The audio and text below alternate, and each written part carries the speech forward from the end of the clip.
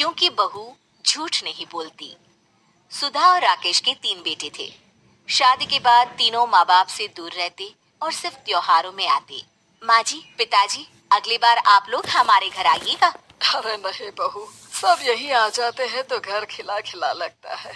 हाँ बहू, तू हमेशा बुलाती है तो जरूर आएंगे तेरे पास भी। हाँ हाँ, दीदी का घर बड़ा जो है, सब कुछ आपने शादी के बाद दीदी को ही तो दे दिया था। हमें भी दिया होता तो हम भी बड़ा घर लेते। क्यों सुनील? अरे नहीं नहीं, पापा ने सबको एक बराबर ही दिया है। छोटी बहू, क्या चाहिए तुम्हें, बोलो। वो आपके सोने की चेन वाली घड़ी है ना, वो अगर आप मुझे, तभी वहाँ मजली बहू भी आ जाती है। और मुझे ना आपका मंगलसूत्र कितना लंबा, सुंदर और भारी भी है। अरे हाँ हाँ, तुम दोनों को ही दूंगी बहू, चिंता ना करो। चलो अब खाना लगाओ, खाना खाया जाए। सभी मिलकर खाना खाते हैं कि पड़ोसन आ जाती है। अरे सुधा बहन, थोड़ी चीनी तो देना, घर में शक्कर नहीं है और मेहमान सर पर बैठे हैं। अरे छोटी बहू, चाची को शक्कर तो दे दो। अरे मछली दीदी, आप दे दीजिए ना, मैं यहाँ कम आती हूँ तो मुझे पता ही नहीं है कि सासू माँ सारी चीजें कहाँ रखती है। और तुम ना कौन सा यहाँ रोज शक्कर फाँकने के लिए आती हूँ, मुझे भी नहीं है पता। तभी बड़ी बहू हाथ में चीनी की कटोरी लेकर आती है। चाची, शक्कर आप लोगों का बड़ा सहारा है माँ जी और पिताजी को, वरना हम लोग तो यहाँ रहते ही नहीं।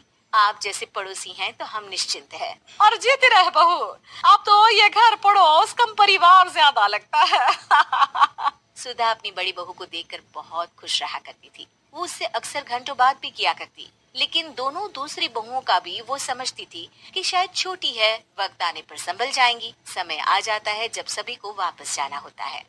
माँ जी, हम लोगों की फ्लाइट पहले है, हमें इजाजत दे। वो सास के गले लगकर चली जाती है। थोड़ी देर बाद छोटी बहू कहती है, माँ जी, मैं ना ये सोफे के कवर और चादरें ले जा रही हूँ, यहाँ तो ऐसी ही पड़ी रहेंगी। हाँ हाँ बहू, ले जा, और कुछ चाहिए तो बोल। और तो चाहिए बहुत कुछ, पर चलिए कोई बात नहीं, अगली बार ले जाऊंगी मैं।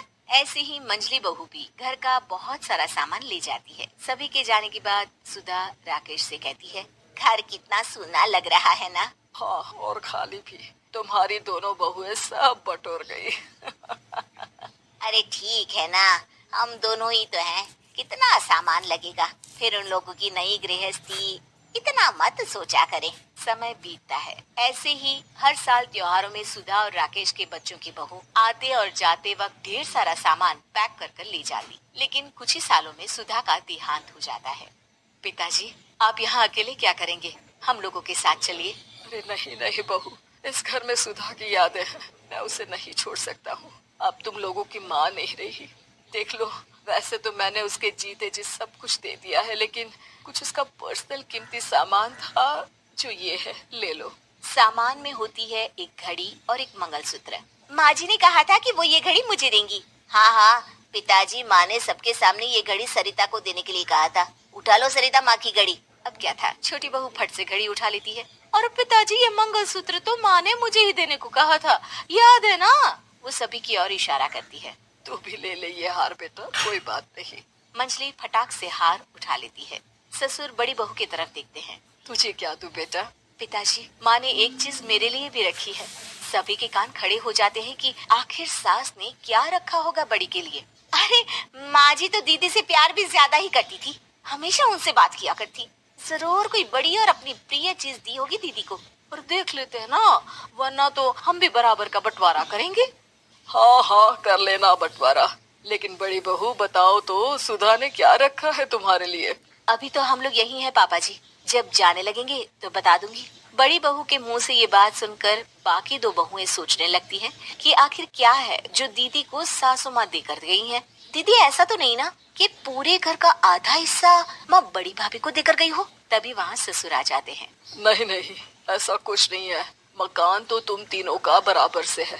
देखो, बड़ी बहू से तुम्हारी सास ज्यादा जुड़ी थी, न जाने क्यों घंटों बात किया करती थी। पता नहीं क्या देकर गई है उसे। और ससुर जी, आपको क्या पता, चालाकी से पूरे घर के पेपर में साइन करवा लिए हो, या फिर कोई छुपा गहना।